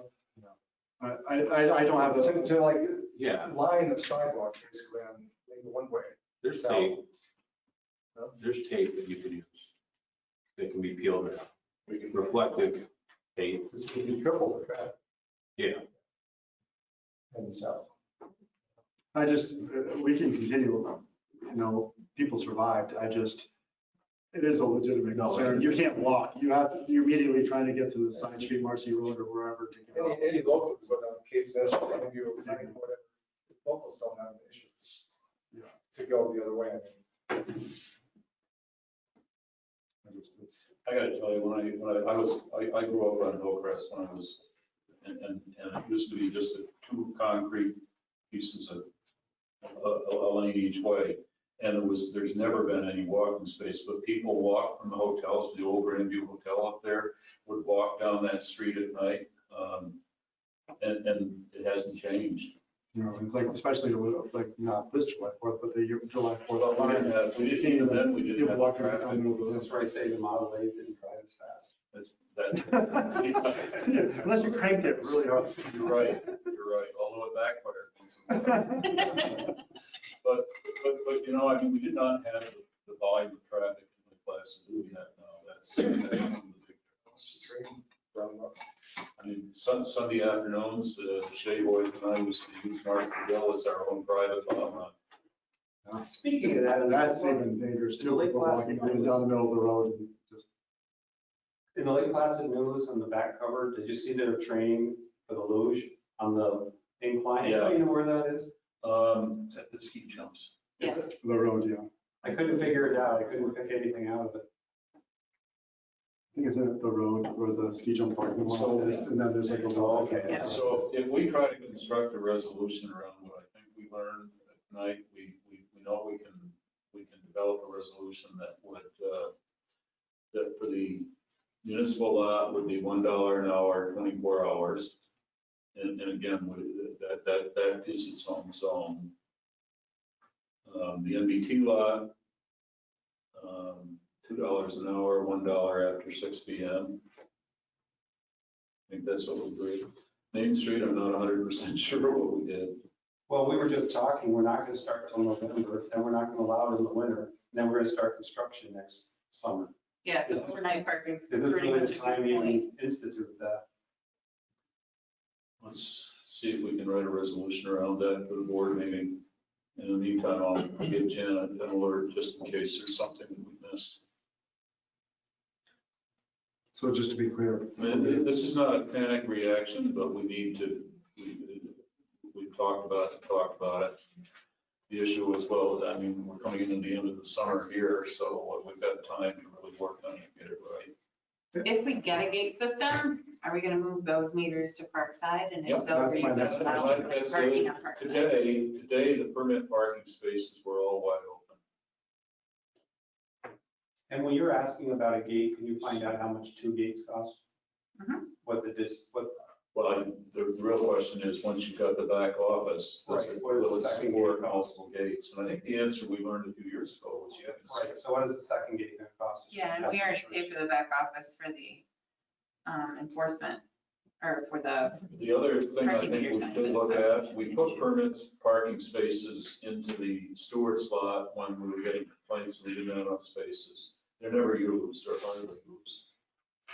The question is, do we want, that whole back wall usually sits empty all day. Do we want to? I think you should allow the permit to park there, but I think the sewer slot should be, like this, there should be something done down there because it's not utilized like it should be. No. And that, I think ultimately could be long-term parking. We could even add another deck to it if we needed to. For people that are working on the street, but that presumes we've got trolley service to take you up the street, which we don't have yet. are we looking to move meters down into there too, or are we just looking for? We got a lot of pushback from the massage therapist that was down there. I can't think of his name now. Oh, he raised hell when we were talking about that. More so than Brian, who probably has more business. But I think ultimately, for the people that are working, the restaurants and stuff that are on the street, we need a place to put them, which is out of the way, Mhm, but still convenient. mhm. And I noticed that there's no problem when you get done work at 11 o'clock at night, walking down to Wise Guys from Main Street. So I don't understand the problem with walking to Stewart's. It's the incentive. Mhm. Reward. Yeah, you beer can't- at the you end can't of get the beer night. and Wings at Stewart's. How about we put a beer dispenser and all that? No, now you're reading magic. What's with our chargers? Our electric car chargers? They're ordered, right? Kimball, the electric car chargers, they're in process, the application's in process. Waiting for the formal approval. What do you expect next summer? Or? I'll shoot. I checked on it today because I just cleaned through some stuff on the desk there and ran across it. I'll email the 2 contacts I have from the NYSERD and ask for the approval is. Yeah, because I think it was like a couple of weeks ago, he emailed you and mentioned that you're in the Yeah. the process, but he'll contact you, so. I had to be almost Sure, New York ready to go, and then I was looking back and it said, ooh, recommended for approval, not approved, so I jumped the gun on that one. Where did I, in Plattsburgh, maybe in the Sam's lot, is there like a row of 10 or 15 of them? I just see that. Well, Price Chopper up here has Mhm. 100 of them. Have you noticed an increased number of Tesla cars coming through? Oh my I- God, I've seen a lot more Tesla. I'm cars pricing here. one out, I'm like, Yeah, If I wanted to sell chargers. I know. and use Tesla. I gotta say, I'm getting all my quarters out of the change out of my couch. I'm gonna take a lot of change. Well, the Model Y. But they look like my car, my wife. The original Tesla, the older Teslas are included in the purchase. No, yeah, but it's $3 to charge the battery, which will last. So the guy, I happened to run into someone at the Dunleavy's ice cream. But even if it's $3, The guy said it was about That $8 or is- something.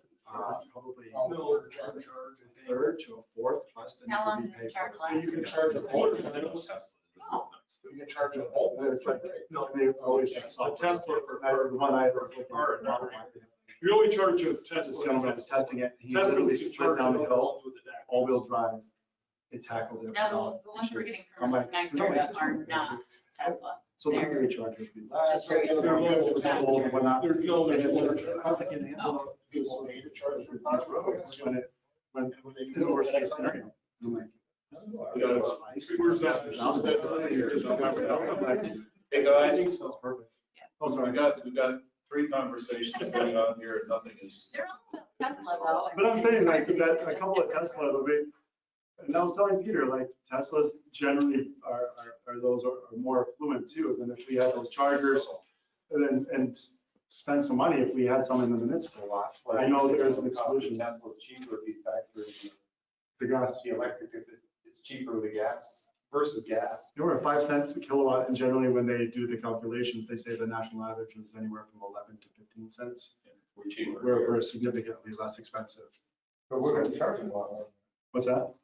No, I'm just saying, if you were to charge at home, if you're charging at home, yeah. But even then, if you're driving here, you can probably, I don't know if Price Chopper, I think it's free charging in Price Chopper, no? It's free for the older Teslas, the high High-end ones. Oh, like the Model S. But I guess now when you buy one, you pay for the charging. But What's like, that? She's not here? Who? Anita? No, She's upstairs. she just gets us started in our workshops and running. Yeah, if she's not upstairs, she's gone for the day. Will you lock the building? You want me to lock it now? Sure, we'll just go out. Sure. Okay. no, I can lock, I can lock. Nobody needs to come in, right? Nobody's coming in. Yeah, lock. Usually we're out of here for a town board session. Oh, yeah. It's 5 o'clock. Do you have anything else you want to bring? The only other thing I want to remind you is our first meeting in September is going to conflict in this room with the town board. They've got meetings, so I'm presuming that we'll alert Anita that we may have to go to the details. That's September 8th, right? September. That's the latest we can leave here. Okay, if there's nothing else, we can wrap this session up. We'll try to put something together, Andy and I worked on it for the parking, what we think we have. in a sense of- It's the unfortunate component of where we're at, and the going to 8 o'clock, the biggest brushback will happen to be the Palace Theater, but they're kind of, they're not open at the moment, so they're. Well, honestly, if you turn the meters back on, don't say anything, you're still gonna get the tourist Sundays. But as long as it doesn't read, we might need to change that. Well, yeah, right now, it reads, well, right now, The it's pushback will be is if we. Yeah, but- it just reads 6 o'clock. Enforcement. They're always on. No, I was thinking, I thought I was getting something correct, not really, they don't have to pay after. It's either 3 by 5. It does. So I think you get it back. Yeah. Yeah, that's $60. Gentlemen, have a good evening. Good night. I checked with, Yeah. so if we want to do that. And also, going down today to the electric department, he can throw it up on a smart board, you can look at it. Yep. So if you want to go down and see it, it's Well, and there's been a little bit of discussion with Andy and I have talking about whether a smart board up here might make sense. They don't at $6,000, it's out there. but if there's $600, it makes a big difference. How much are they, do you know? Well, I've heard 2 different numbers today, and one is called a smart screen and the other one's called a smart board. I don't know the difference, but I'll follow up on that. I had some discussion today with Dean on a number of, there's technology we need to be able to all do our work and do it more efficiently. And, yeah, there's no question that, a map right now printed for $60 is what we can do. But in reality, we should be looking to enhance it. I'm gonna show Emily tomorrow what Patrick has the ability to do. I want to use the resource. Patrick actually took all of the 350 odd applications we got, popped them right onto a screen. It's got the zones in there. And what is dramatically interesting when you look at it is the town does not have a density problem at all. No. A little bit on the north end of Mirror Lake, but frankly, backside of Mirror Lake. North end. Well, this would be around. There's hardly anything up there in that north end of Mirror Lake. You're talking about down towards White Basin. No, I'm talking about Oh, Mirror Lake, I'm sorry. Mirror Lake. I'm on the Mirror Lake. Backside of Mirror Lake is mostly vacation rental, even when it's outside the village. But the density issue just screams at you when you put the village into it. It really is totally different animal outside. Do I think that the town ultimately is going to get more vacation rentals in the village? Yes and no. Yes, because there's more room out there. No, because that's obviously not where people want to be. And right now it's 387 as of this morning. 387, yeah. And they think maybe another 100. Yep. That's the other thing, and Dean mentioned the same thing, that when you start looking at all of, there's 40 different listing agencies out there. So when host compliance did their surveillance, obviously many of them list on more than one agency. And that creates that 600 plus number that we all were hearing. And yet Dean said probably at the end of the day, 500 is where it's going to be. How that breaks out between town and village remains to be seen, but we can do that now. What I want to do is figure out how to keep this work that Patrick's doing with our GIS mapping stuff so that it stays current. And we're looking to see what value there was maybe in having him be a little bit more engaged with the steering committee right now. And it's not costing us anything. He's on the payroll. Yep. And he's doing the work. Well, initially Dean had said, no, we're going to wait until we've got all this. And I'm going like, what are we waiting for? This kid can put this stuff down faster than you can feed it to him. Which he's done, and it looks to me like there may be some other things that would be useful, which he may be able to build into it. But he's using the same GIS base that we're using for electric and for the other departments. So that's what I was hoping to get to, is where we've got something that's under our control. I don't care about the outside consultants. They come in and do stuff, but when they leave and when a committee changes, all of a sudden you've lost it. Of course, we could run the risk with Patrick too. Well, once he puts it up and running, it's ours. Yeah.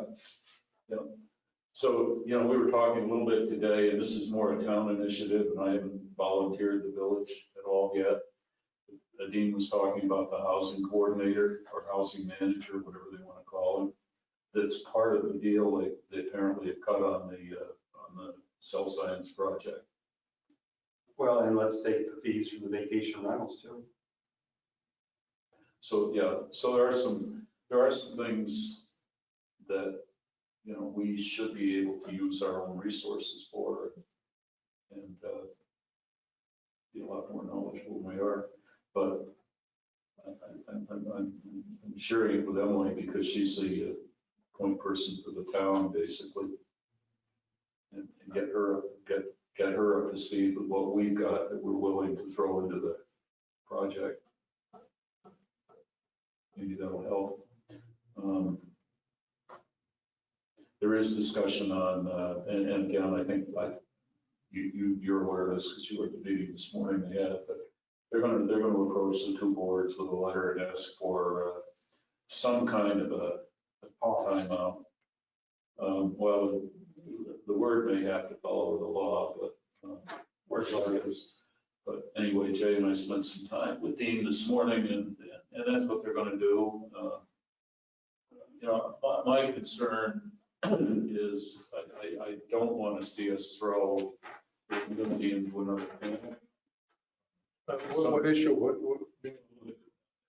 In Art, I don't know, maybe you and Art have a talk, but The issue is Our- our our- moratorium our- on any more vacation rentals than what are on the boards until the land code review has had a chance to do its thing. And I think that could be 2 years down the road. It's probably not, That wasn't our from my intent. perspective, it's not an ideal situation. But, you know, I only I want think to we're vote. harming ourselves if we do it before the lawsuit gets settled also, in my opinion. What difference does it make? It's the same people. What difference does it make? Well, The judge is it's taking taking- what we're doing. Yeah. That's what. Right, I mean, if the judge knows the direction the village wants to go, the town wants to go in, is not to have these things, how is that hurting the lawsuit? No, I don't think it's not to have these things. I disagree with that. Well, but the moratorium is there until we have a chance Well, to decide the direction we want to go. We're trying to establish what we have. And That's then, what and they- then. that's what they- we're taking money out of people's pockets. Who's?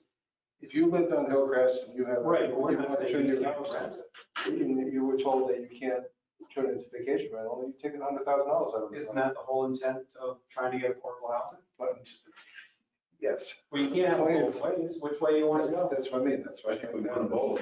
Yeah. Well, To be perfectly honest, Well, that's for the tax. we are a resort community, and vacation rentals are part of the resort community economy. All over the country, that's true. The issue here is that not every traveler wants to be in a hotel room. So, okay, so they migrated to Airbnb type stuff. I mean, keyboards have made it easy. But I think the point is, we've got to look at the fact in the bigger picture here of what we are. The county, for example, relies on this township for a huge amount of its tax revenue. And that's gonna cause some concerns for them, depending on how it's done. Would they like to give us a bigger percentage back? Well, you can raise these questions, Art. I mean, You know what I'm saying, would they like to? Well, I get your side. You'd like to I'd love to disagree, get more disagree. back. Obviously, we're getting back the 2% portion that's new, that started collecting as of June. That's not anything to do with sales tax, that's Fed tax. No, sales tax, and I've argued forever that there should be sales tax on that product. That's not the county's fault that there isn't. That's a state issue, and I don't, to this day, I don't understand it. Because a hotel has got to collect the tax, but Airbnb can arrange all these rentals on, just like any other business. And they State don't. hasn't caught up yet. Well, and you know, and the state doesn't want to answer the question because they don't have the answer. They will. They're gonna be broke here after this COVID thing. They're gonna But want all the in money. reality, what a perfect time for them to get in and clean up something that they should have fixed to begin with. The bundle of, Well, once we start. So in my situation, what Dean says, and, because he said it, he said, well, you can turn yourself into a B&B. I said, well, Dean, that unfortunately is a disadvantage to the guy next door that's got a vacation rental. By the way, I've got one across the street from me now. I didn't even know about it. I saw it on the map this morning. You know, he's taken one of his units, and he's got a sign on the parking lot. He's marked out all of his parking places. Parking is always the issue. But, And if he signed up for a permit, he signed up for a registration. he's got a permit. There's a dot on that property, and you can see it on Patrick's work. But it's just interesting to me that, you know, in my case, and I've already told Art this, I have to abstain from this. I can't vote on it. Art shouldn't be voting on it. He's got. Leadership, that leadership. I think we've got a Of real course, issue. Janet wouldn't round that with us and said, yes, you should. Yeah, I know it, but So if not, okay, 3 of us abstain. you know, but 2 votes doesn't pass. Gotta vote. So it's complicated, it is complicated by that a little bit. Well, you're no longer a motel, are you? You can vote. I'm in the middle of a conversation with somebody that's looking at it purely with the idea of converting it to 6 vacation rental units. So I mean, as far as I'm concerned, if I vote for it, I shoot myself. If I vote against it, I shoot myself. So I shoot the community. So basically, I'm just gonna have to disclose it and abstain. Unfortunately for us, it's probably gonna cost us the sale. But my argument with Dean today is, I'm only one property. We've got a number of vacation rental properties that have for sale signs in their front yard. I'm not a vacation rental property today. I'm still listed as a motel with the health department. I've got all the permits in place. Arguably, you know, somebody else looks at it and says, well, I want to go this way. I don't blame them. The disadvantage of becoming a bed and breakfast is you now have to pay sales tax, which I think eventually vacation rentals will have to. And you have to pay your on property. Otherwise, I would do it myself, but I don't want to, we don't want to be stuck there. We're done with it. At 78, I can't do that work anymore. Maybe this will push your people into buying from you. Because they get in before the moratorium, they can still register. The one conversation I'm going is somebody that is smart enough to know. No, I mean, if he signs up now before the moratorium goes in place, he's in. He actually has a little bit of monopoly. I'd love to think that would happen, but I honestly don't think this conversation is going to happen that way. Might help you push it along. I think it's going the other way, but anyway, anyhow, because I mean, and the other issue is nobody wants to invest in something if the community is constantly pressing down on it. I take the view as mayor that the Airbnb type activity here is a major part of our lodging industry. And when you have a conversation over in Elizabethtown, the worry over there is we're going to be it down. And we're a big driver of their whole industry. Bed and breakfast, and I'm trying to point this out to them, that it doesn't affect them in terms of sales tax, Right. because it's not taxable. No. But on the other hand, bed tax wise, it is. And, Sales tax is actually going to help them with the rental registration we put in, because if you now want more than one, you've got to become a bed and breakfast. you know, And now you're going to start paying sales tax. State aid. and then the question is for the planning board, and again, I mean, the guidance there is not new, and it's another reason for pushing the land use code to start looking at the bigger picture. And that's a debate. My goal only sees this as fixing things he wants. We look at it as fixing the land use code that the community wants. And those two are not in agreement. They made that comment today, that they said didn't really think this is what we were doing here. And I said, it's the opposite. I didn't think we were doing what you wanted. Yeah, you see, there's that divide. Mike sees this as just fix the things that we need that we're working with every day. The community wants a land use code fix to try to preserve some kind of community here. I get that. And it's one of the reasons why I told Patrick to go ahead and put some energy into this, because now we know with real information exactly where they're located. And you really got to blow the village up to a pretty good size to be able to see it. They're so dense. He's also going to put on that map your suggestion. Who is now renting, or at least says they are online, they don't permit. That'll give us a more realistic number. You're right, that is a good idea. Well, host compliance is doing that. The other piece of But this we have here, people that are renting, but they didn't sign up for permits. We can't just put, I mean, they would Yeah, send letters. host compliance is sending them letters. Yes. saying no. Right. Done, but I mean, if we do this map that we're going to do, we should put those people on, at least in another color, so that we know what it'll look like. you're right. That's certainly. Well, that was your idea. I mean, the minute we get done with this map, it's obsolete, but at least it gives us You something can't, to you see look from at. day to day, this thing changes. We're in that period. Once, I mean, I think we're going to reach a point where it'll level off, but. Well, for what we're doing for $60, at least we can look and see what it looks like today. But I can put up on this screen right here what he has right now. I tried it this morning just to see if it would work. We could bring a computer and projector and just put it right on the wall there. So we don't even need to buy the maps. We can actually produce it as well, as long as we've got a screen to put it up on. I don't have one of those projectors. Anybody in the village have one?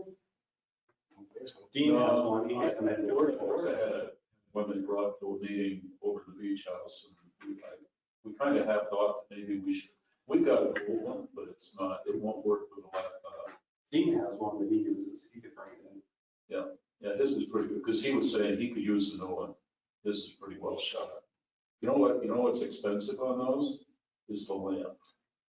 I've heard that, yeah. So I think, I think I'm going to continue to pursue this this piece with Patrick.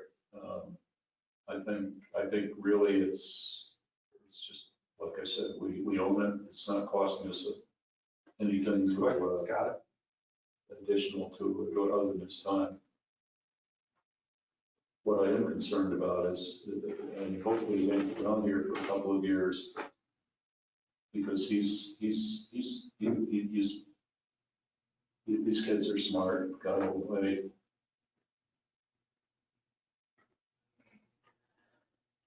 Time to give it up. So I guess I'll get together with Mindy tomorrow. We'll try to write a resolution for this parking use.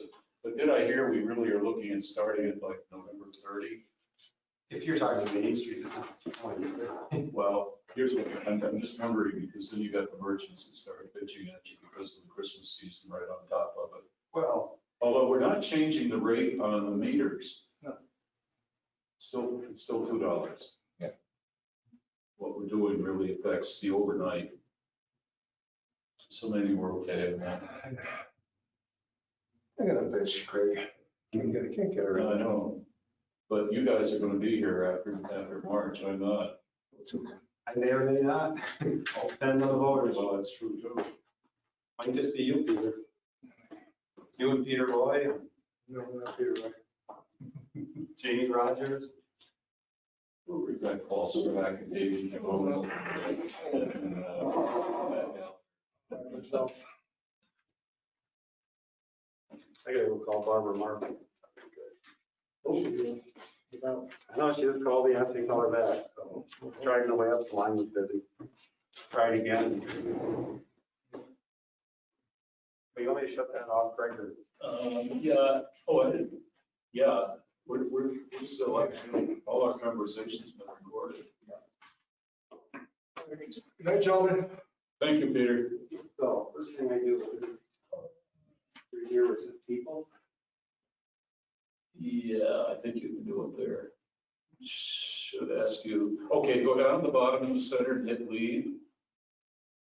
Up a little bit, or, okay, right there, hit that one. Yes. That's